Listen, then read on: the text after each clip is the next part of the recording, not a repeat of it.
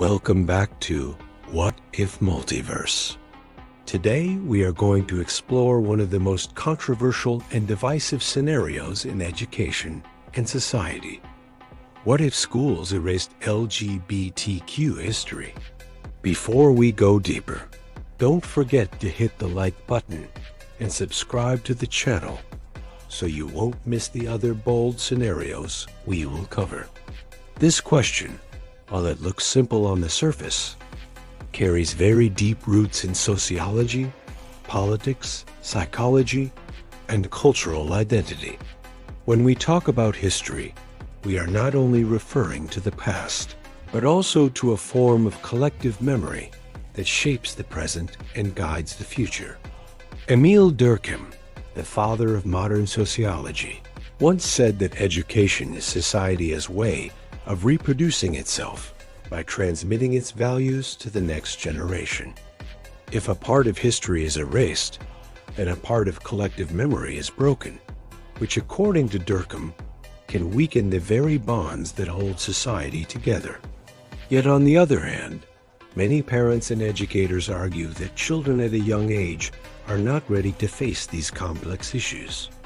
Thinkers like Jean Piaget and Erik Erikson, who studied child development, explained that before adolescence, children are still in the stage of forming their basic sense of identity. If complex questions of gender and sexuality are introduced too early, the result may be more confusion than understanding.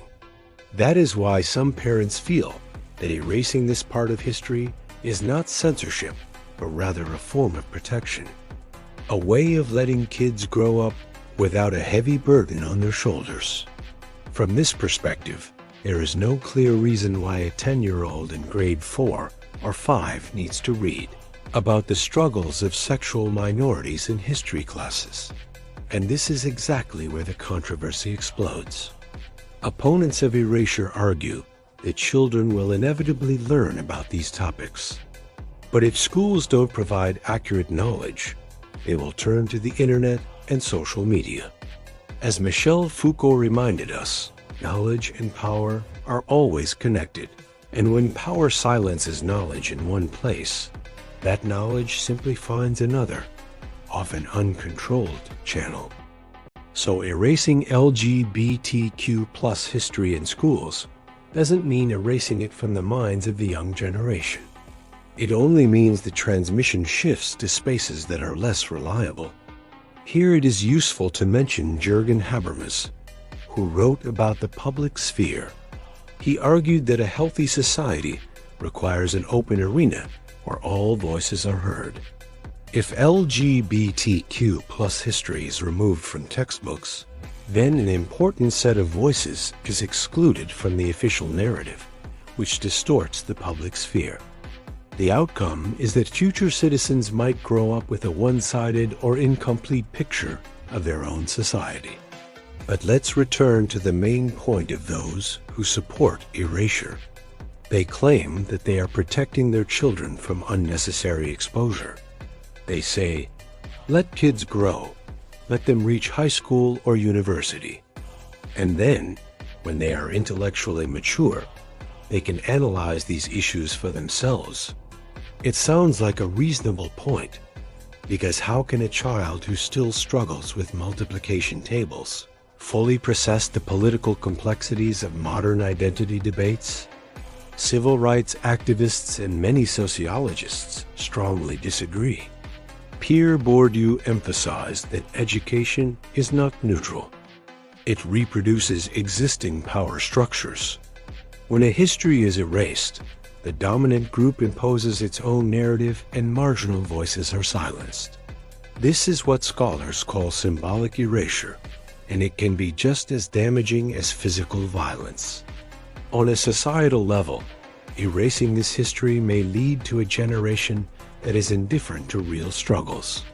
If students never learn that discrimination existed, how will they recognize discrimination when it reappears in new forms?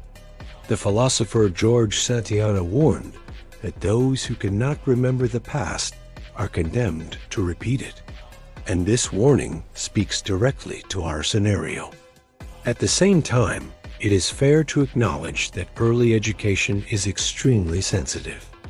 Children in elementary school often see the world in black and white, and they cannot yet grasp the complexity of social dynamics. So are we really protecting them by leaving these stories out? Or are we weakening their ability to think critically in the long run? This tension between protection and preparation is what divides society so sharply. Sociology always asks, what are the unintended consequences of social policies? In places where sex education was entirely removed, the rate of teen pregnancy and misinformation increased dramatically. Silence is not the same as safety.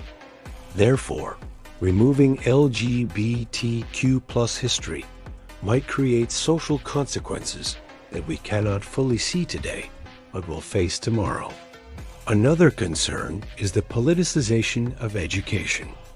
Some argue that teaching LGBTQ history to young children turns the classroom into a political battlefield. They call for neutrality in schools. But as Foucault noted, no education is ever truly neutral. Every lesson reflects power relations. If erasing LGBTQ history becomes part of a larger project of rewriting the past, then we are not simply talking about protecting children, but about social engineering. Social engineering seeks to shape the minds of the next generation to fit a particular mold.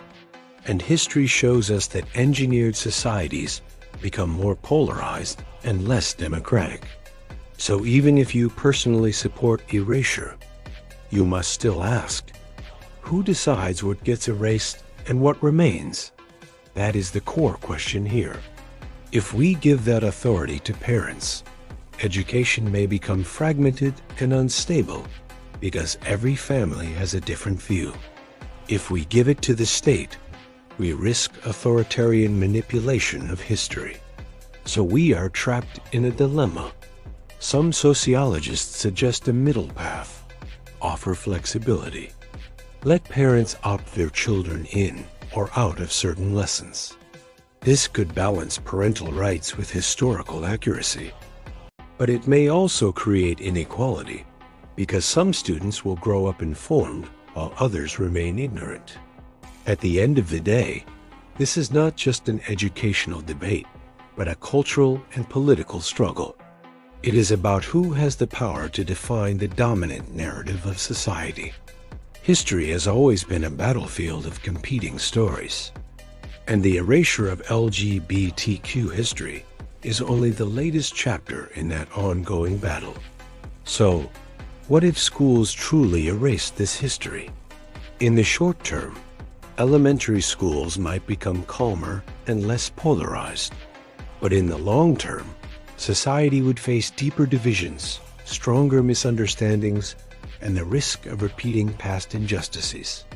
This is the paradox that every democracy must confront. It is important to say clearly, there is no strong reason for children in elementary school, up to grade 6, to dive deeply into these topics. It is wiser to introduce such content in teenage years, when young people have the capacity to analyze and judge more responsibly. But erasing it entirely from the education system is not protection, it is denial. And as Habermas insisted, democracy requires that every voice, even the unpopular ones, remain part of the conversation. So the conclusion is that both erasing and preserving LGBTQ+ history have profound consequences. This is not a simple choice. Whatever path society takes will shape the future culture, politics, and collective memory.